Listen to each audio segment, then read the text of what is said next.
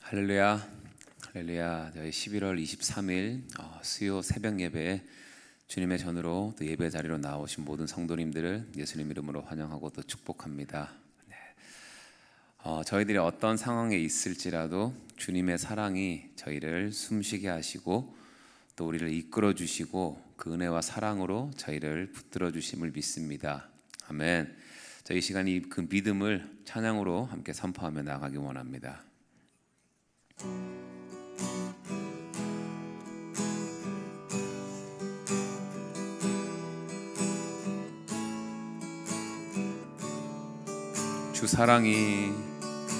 주 사랑이 나를 숨쉬게 해. 세상 그 어떤 어려움 속에도 주 은혜로 나를 돌보시며 세상 끝날까지 지켜주시네.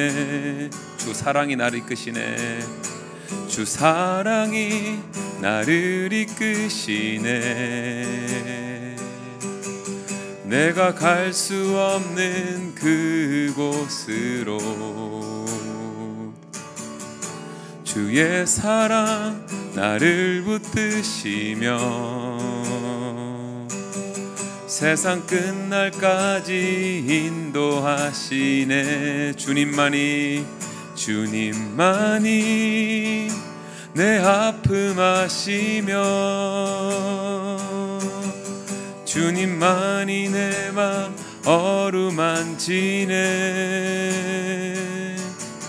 어느 누구도 나를 향하시 주님의 사랑을 끊을 수 없네. 주님만이 내 능력이시며 주님만이 나의 구원이시네. 어느 누구도 나를 향하시 주님의 사랑을 끊을 수 없네. 다시 한번 믿음으로 고백하겠습니다. 주 사랑이 나를 숨쉬게 해. 세상 그 어떤 어려움 속에도 주 은혜로 나를 돌보시며 세상 끝날까지 지켜주시네. 주님만이 내 아픔 아시며 주님만이 내 맘 어루만지네. 어느 누구도 나를 향하시 주님의 사랑을 끊을 수 없네. 주님만이 내 능력이시며 주님만이 나의 구원이시네. 어느 누구도 나를 향하시 주님의 사랑을 끊을 수 없네. 주님만이 내 아픔 아시며 주님만이 내 맘 어루만지네. 어느 누구도 나를 향하신 주님의 사랑을 끊을 수 없네. 주님만이 내 능력이시며 주님만이 나의 구원이시네. 아멘. 어느 누구도 나를 향하시 주님의 사랑을 끊을 수 없네. 어느 누구도 나를 향하신 주님의 사랑을 끊을 수 없네.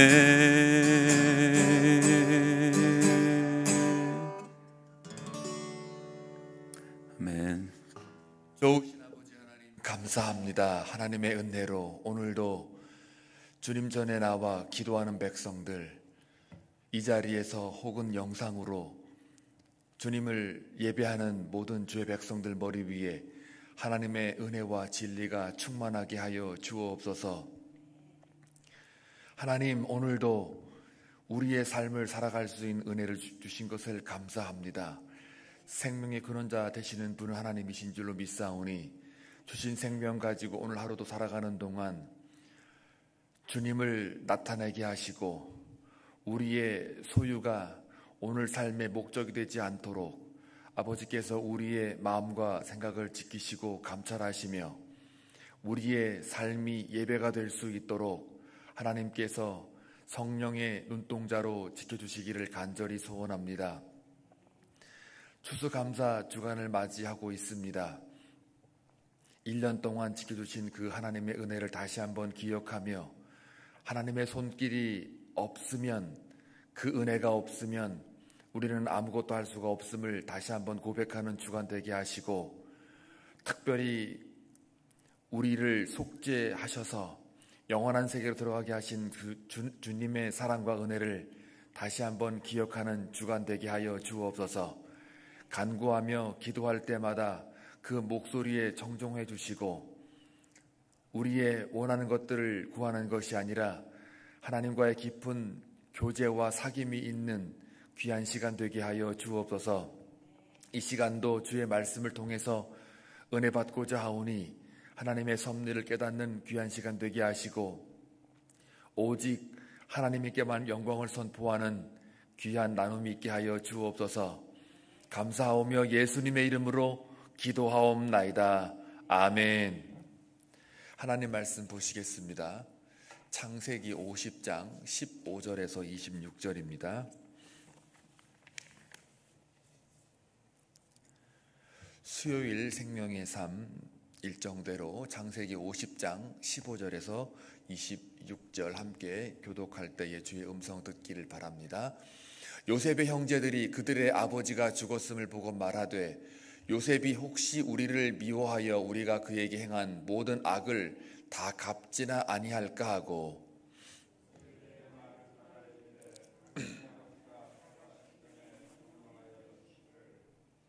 너희는 이같이 요셉에게 이르라.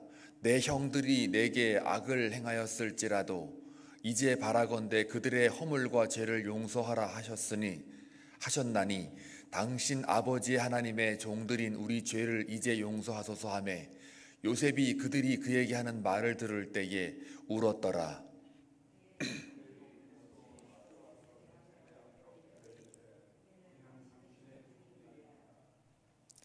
요셉이 그들에게 이르되 두려워하지 마소서.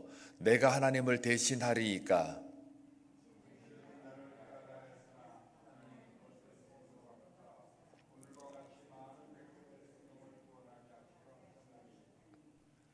당신들은 두려워하지 마소서. 내가 당신들과 당신들의 자녀를 기르리이다 하고 그들을 간곡한 말로 위로하였더라.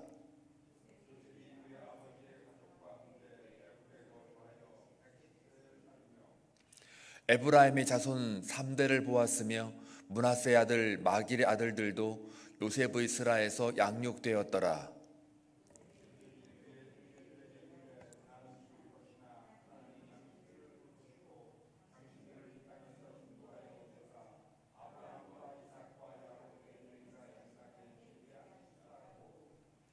요셉이 또 이스라엘 자손에게 맹세시켜 이르기를 하나님이 반드시 당신들을 돌보시리니 당신들은 여기서 내 해골을 메고 올라가겠다 하라 하였더라. 요셉이 110세의 죽음에 그들이 그의 몸에 향 재료를 넣고 애굽에서 입관하였더라. 아멘. 야곱을 장사 지낸 후에 엄청난 장사 행렬을 우리가 어제 묵상을 했고 그 죽음에 대해서 나누었습니다. 야곱이 죽고 난 이후에 돌아와서 가장 눈에 띄는 증상은 형들이 두려워합니다.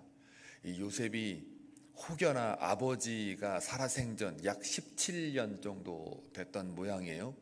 야곱의 그 권위나 야곱의 살아있는 그 상황에서는 요셉이 혹여라도 자기들에 대해서 해하지 않고 마음속에 눌러서 꾹 참고 있다가 아버지가 돌아가신 다음에 아무래도 인간적으로 볼 때는 분명히 우리에게 뭔가를 할 것만 같은 그런 두려움이 굉장히 많았던 모양이에요.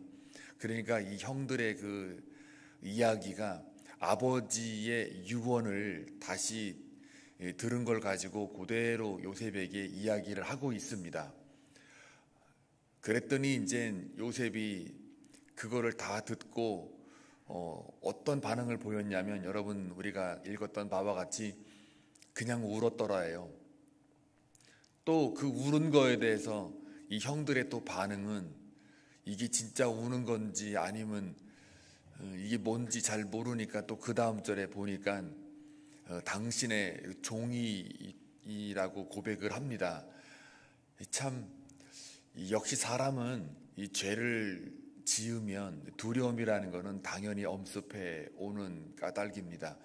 이 죄를 짓게 되면 스스로가 움츠려들게 되고 불안하고 두려워하기 마련인데 요셉은 여러분 이미 우리가 묵상했던 바와 같이 45장쯤 와가지고 형들을 다 용서했습니다. 하나님께서 우리 가족의 생명을 살리기 위해서 나를 먼저 애굽에 보냈다라고 분명히 요셉이 고백을 했고 또 그 이야기를 분명하게 여러 가지 증표를 써서 이야기를 했지만 이 형들 마음속에는 요셉의 용서가 믿기지가 않았던 모양이에요. 그래도 아버지가 살아 생전에는 뭐라고는 못할 거다라는 그런 확신은 들었지만 자기들이 행한 짓을 보면은 이거는 도저히 자기들이 봐도 이거는 용서받지 못할 그런 죄라고 생각을 하니까 아마 아버지가 돌아가신 후 장사 다 끝난 다음에 돌아오고 나서 굉장히 불안한 거죠. 맞아요. 요셉에게 한 그 행동은 우리가 객관적으로 봐도 용서받기가 어렵죠. 팔아넘기고 이거는 아버지한테 이제 그 큰 고통을 또 주었고 이런 걸 볼 때에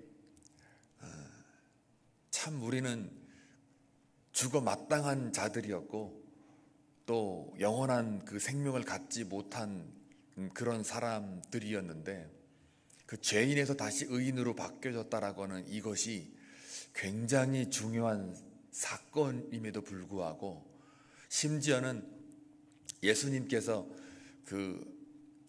서로 사랑하라 아니면 율법을 지키라 아니면 너희는 빛과 소금이 되라 이렇게 어떤 그 산상수훈 같은 것들을 이야기를 할 때 어떤 그런 교훈들을 이렇게 실천하는 것보다 이 속죄함 받는 것이 훨씬 더 우리의 인식의 한계를 넘는 그러한 은혜이거든요. 이것은 속죄라는 것은 책임과 의무 개념을 넘어서 은혜의 개념으로 올라가야만 이해될 수 있고 또 그것을 우리가 수용하는 정도지 이걸 따지고서 뭐가 어렵냐 뭐가 더 쉬우냐 이런 수준의 단계가 아니라는 거예요.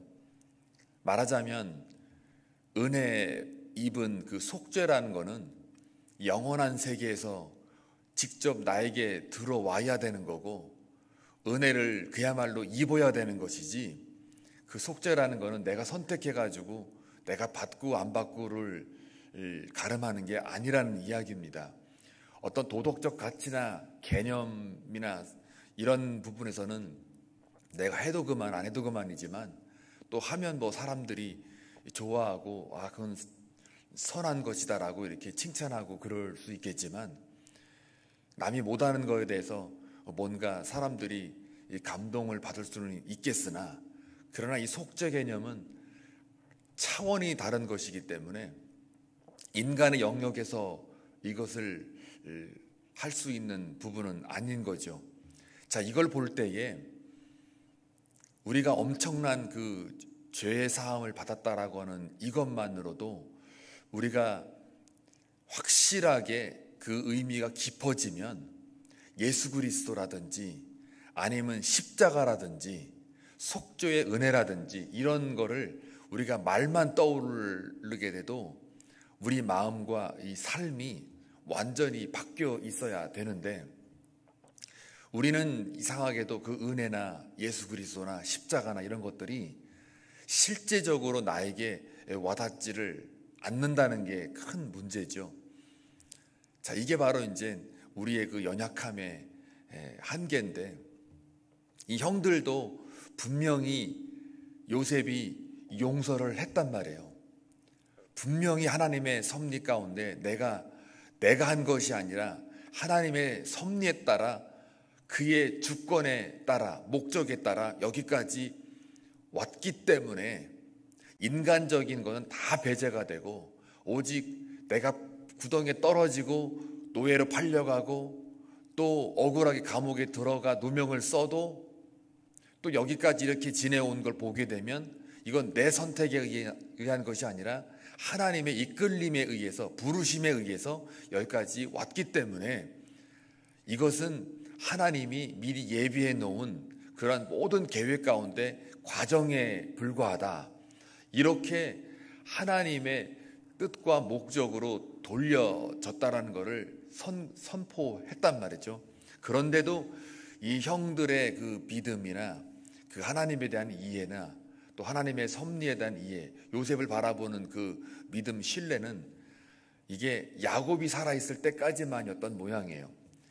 그러니까 우리는 언제나 하나님께서 우리의 죄를 예수 그리스도를 통하여 사한 권세를 주셨고, 하나님의 자녀된 그 권세를 우리에게 주었건만, 우리는 일상 속에 살아가면서 그 은혜 받은 거를, 속죄 받은 은혜를 잊어버리기도 하고, 또 때로는 전혀 그 은혜를 입지 못한 사람처럼 늘 불안해하며 두려워하며 내가 정말 구원 받았을까? 하고 의심하며 살아가는 그 모습을 우리가 본단 말이죠. 분명히 하나님은 내가 예수 그리스도를 통해서 또 교회를 통해서 말씀을 통해서 뭔가 하나님의 백성들의 그 입술을 통해서 전도함을 통해서, 그 미련하게 전도인데 그 전도함을 통해서 분명히 우리에게 은혜를 입게 했다라고 이야기를 그렇게 해도 내 죄가 정말 용서받았을까? 내 삶이 이 모양인데 내가 살아가는 이 모습이 정말 하나님의 은혜가 있었을까? 이게 둔감하고 또 믿기지가 않으니까 자꾸 자기의 그 상황과 환경 때문에 판단하고 있으니, 그러니 꼭 이 형들의 모습이 어쩌면 그 믿음 없는 우리의 모습이 아닐까 한번 생각을 해봐야 합니다. 그렇게 용서했다고 해도 잘 믿지 못하는 이것은 무슨 까닭일까? 또 심지어는 구원의 확신은 있는데 사는 그 삶의 그 행동들을 보게 되면 전혀 세상 사람들과 구별이 되지 않는 삶을 산다면 이 두 가지가 다 쌤쌤인 거예요. 별로 이렇게 어쩌면 구원받고 구원받은 줄로 착각하며 살아갈 수도 있고, 또 아니면 용서를 했는데도 그 용서함을 깨닫지 못하는 그러한 구원 없는 삶을 사는 사람들도 있단 말이죠. 오죽하면은 이 선교학자들이 연구하면서, 선교를, 역사를 연구하면서 요즘 시대에 이 선교지가 교회가 될 수도 있다라는 아주 섬뜩한 그런 이야기를 지금 하고 있단 말입니다. 선교지가 저 아프리카 오지나 뭐 사람이 닿지 않는 그런 불가촉적인 지역에 있는 게 선교지가 아니라 바로 이 교회가 어쩌면 선교지가 될 수도 있다라고 하는 이 참 어두운 그런 이야기를 하는 것을 우리가 봅니다. 깨달아야 되죠. 그래서 구원의 그 선포를 다시 해야 되지 않느냐, 거듭남의 비밀을 다시 선포해야 되지 않느냐, 이런 얘기도 하는 까닭입니다. 자, 이 요셉이 용서를 할 수 있었던 것, 오늘 굉장히 유명한 구절이 있는데요, 19절과 20절이에요. 두려워 마소서 내가 하나님을 대신하리이까. 또 그리고 하나님 그것을 선으로 바꿨다. 그러니까 당신들이 나를 해하려 하였으나 하나님은 그것을 선으로 바꾸셨다. 자, 이 말이 뭡니까?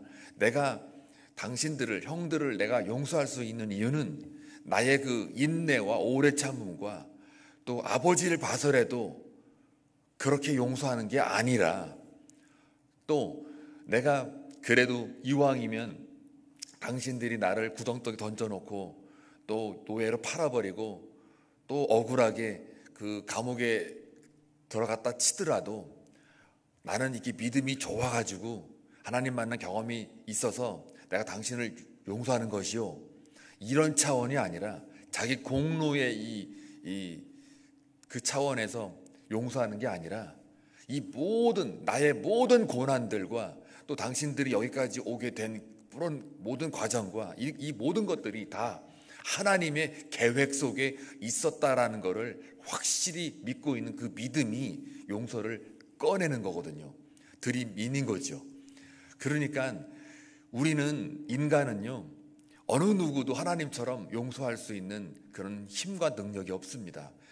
단지 하나님께서 내 삶을 통해서 여기까지 인도하셨다라는 에베네셀의 하나님을 고백할 때만이 다른 사람을 우리는 사랑할 수 있고 용서할 수 있다라는 이야기입니다.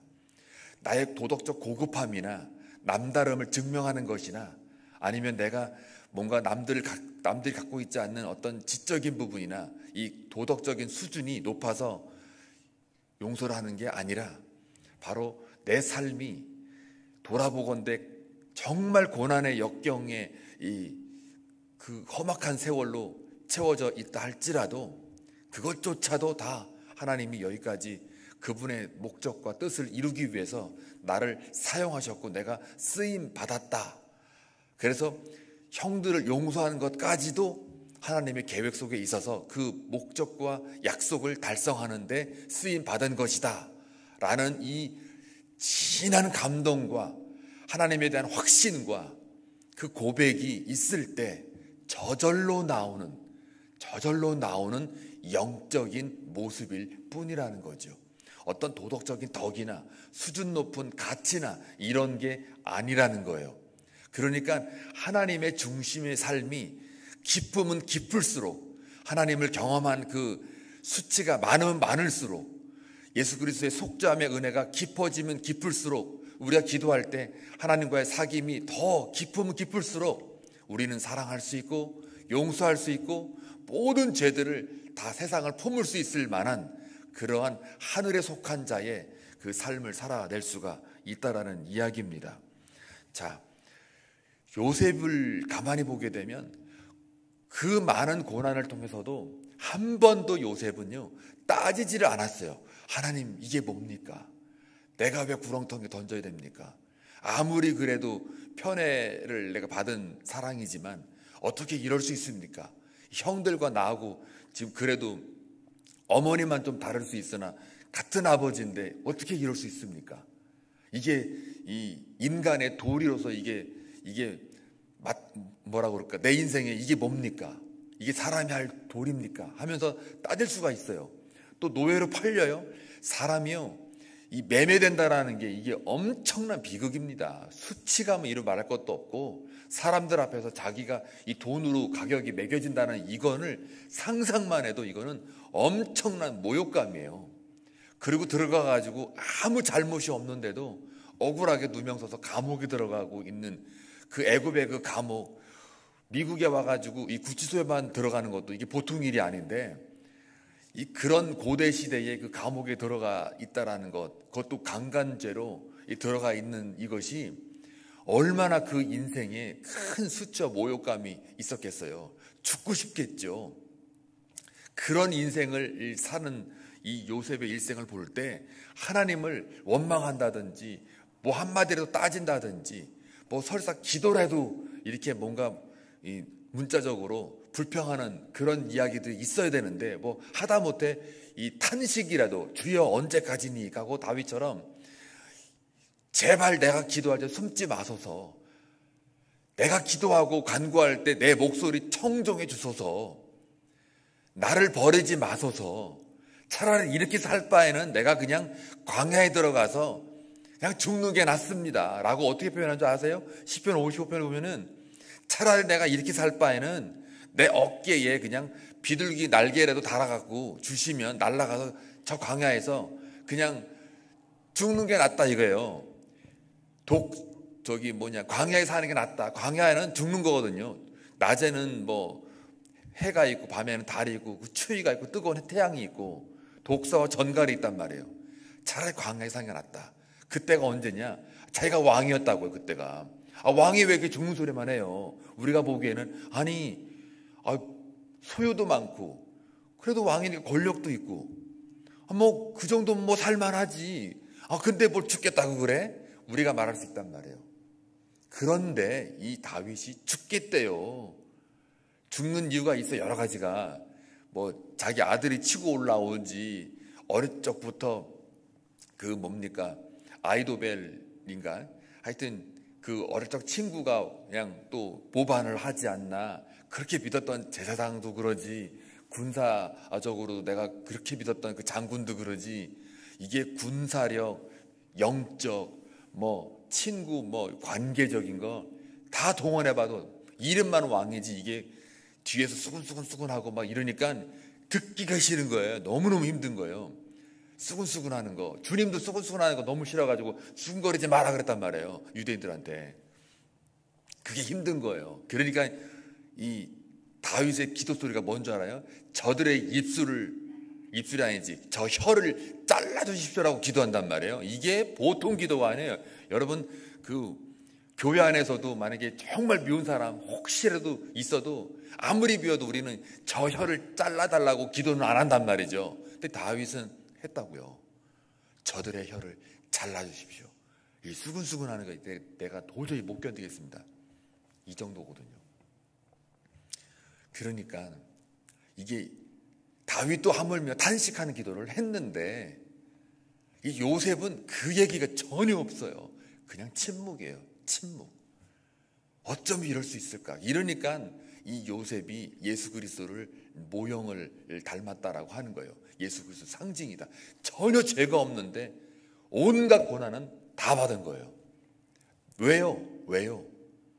많은 생명을 살려내기 위해서 하나님이 모든 악을 다 선으로 바꾸시는 그 역사를 이루기 위해서 요셉이라는 인물을 하나님이 쓰시고 계시는 거예요. 이거를 요셉이 알기 때문에 하나님의 선을 이루고자 형들이 나를 잡아 죽이려고 했지만 그들을 용서할 수 있는 그 근거와 이유가 전부가 하나님 때문에 그러는 거예요. 하나님 때문에 하나님의 역사하심이 내 삶에 진하게 감동이 오니까 그것이 저절로 나오는 거예요. 당신들은 나를 해하려 하였으나 하나님은 그것을 선으로 바꾸셨습니다. 이미 하나님이 용서하셨고 나 또한 그렇게 쓰임받고 있었기 때문에 이게 가능한 일입니다라고 얘기를 하는 거예요. 그러니까 거기에 한마디도 없어요. 우리 예수님도 일생을 가만히 보세요. 전혀 죄가 없어요. 단 한 번도 탄식하는 그런 거 기도 안 하잖아요. 그냥 양털 깎인 것 마냥 그냥 조용히 가고 있잖아요. 왜요? 왜 그렇겠어요?